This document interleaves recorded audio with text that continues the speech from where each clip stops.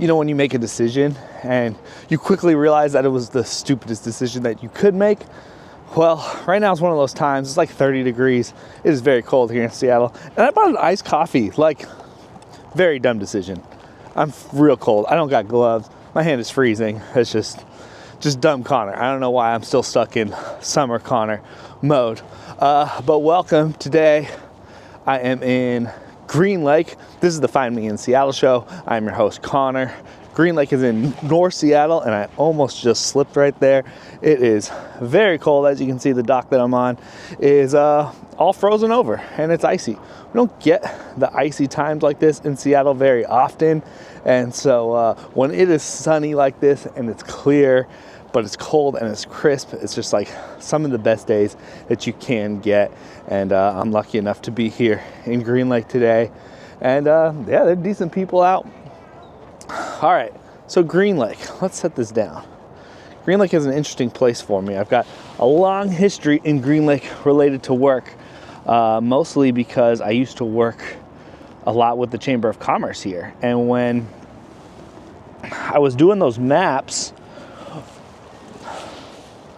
I worked with the Chamber of Commerce, and I created this event called the Green Lake Food Walk. And so this neighborhood's kind of special to me because I worked with all these businesses. And the Green Lake Food Walk was a concept to get people to come visit all of these businesses, not in the peak time. So here in Green Lake, right, the walk around Green Lake is like 2 to 3 miles. And then there's a street that cuts off all of the businesses in the different business sectors from Green Lake. And it's actually, people move their businesses into the neighborhood, and they think there's so many people at Green Lake, people coming here every day. But there's kind of like an invisible wall that prevents people from going to those businesses, going to get a cheeseburger, or going to get a coffee while they're walking around. You'll see a majority of the people here don't have anything in their hands. They're not going to the businesses. Obviously, it's early in the morning, so people aren't necessarily doing that. But a bunch of the businesses wanted to create an event that got people out here, non-peak summertime, just to know that there's businesses. So what we did is we rounded up a bunch of the businesses here in this, I believe this is like the east side of the lake. And people would buy a ticket. I think the tickets were $20, and you got a map to all the businesses that were participating. And then each business gave away, mostly food businesses, gave away a snack or a bite. So one place would give out fries. One place gave out a slice of pizza. The Mexican restaurant was giving a taco out. We had a cookie spot. There was a coffee shop that was doing cups of granola. And it was just a cool way to walk around and experience the neighborhood. So what the goal was to hopefully introduce people to a few different businesses. And then next time they were here, whether it was the summer or any other time, they would go and feature those businesses, or go visit those places, should I say. And it was incredibly successful. We did all this planning, came up with the name Green Lake Food Walk, tried to create something that was interesting, and we sold out in the first year. I think the first year must have been 2015. And we sold out. We sold 750 tickets. I almost slipped again. And it was an incredible event. I think it lasted for 3 hours. It was time to avoid the rush hour. So I think it was 2 to 5 o'clock on a Saturday. It was clear. It wasn't raining. It wasn't cold. I think it was towards the end of winter, early spring. And it was just such a fun time. We ended up doing that event, I believe 3 or 4 times, and incredibly successful. I know the businesses all loved it. It was absolute mayhem for the businesses, just because when all 750 people come into a business, that's a lot of people to come in 3 hours. And so some businesses were prepared. Other businesses were definitely not prepared whatsoever. The ones that were prepared would usually set up an area or staging area where they could let people come in. Because what they had to do was, in order to distinguish who was there, who bought a ticket to get free food or get a bite, and who wasn't, was everyone had a wristband and a map. And so if they were smart about it, they had a way to identify, oh, you're a food walker, you have that wristband, you have that map, and they would mark the map off so people wouldn't come in twice. I mean, if you're handing out granola, it's not that big of a deal. But a place like giving out slices of pizza for free, like that's not an easy thing to do, and an expensive thing to do. Giving out 750 slices of pizza in 3 hours is just not easy.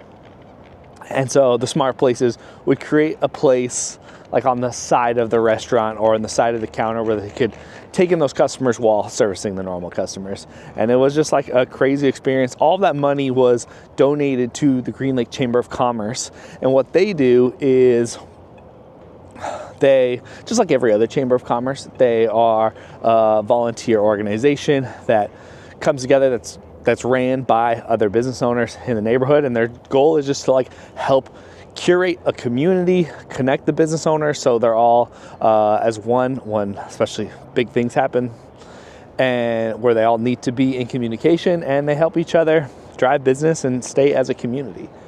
And it really was a special event that we did. Obviously, 2020, the event was canceled, and then a few of the primary business owners moved on and changed. 2021 was canceled, and by then, I had lost my momentum. I believe they did it one more year without me. And maybe it'll come back. That's really not my responsibility at the moment because I've got my own things going on. But Green Lake is a very cool, special neighborhood, I think, in Seattle, because, I mean, if you see around me, it's just absolutely stunning. And in the any season, you really can take advantage, as long as it's not, even when it's snowing, it's pretty nice. But as long as it's not like actively pouring rain, it's always busy. There's always people out walking around, hanging out. It's a huge loop, and you're just out on this lake. Know what I've never done? I've lived in Seattle for 12 years now, and I've never jumped in this lake. I've heard plenty of things about why you should not jump in this lake, but at the same time, every summer, there's like 1 billion kids jumping in this thing, and so I think a lot of the fears are overplayed. But there are some fun things that happen on this lake as well, especially during the summer. They have this milk carton derby that happens here. Is it called the milk carton derby? I'm not sure, but it's a float. So what these groups do is they come together and they get all these milk cartons, and they have to create a boat that they hope it floats, and then they push them all out here on the lake and see what happens. And I'm sure it's just absolute mayhem and sinking into the lake and having fun. And I assume they clean those up, and I doubt milk cartons are recyclable at that point. But I'm sure it's a very good time. That is all part of the Seafair Festival, so I believe that happens in August.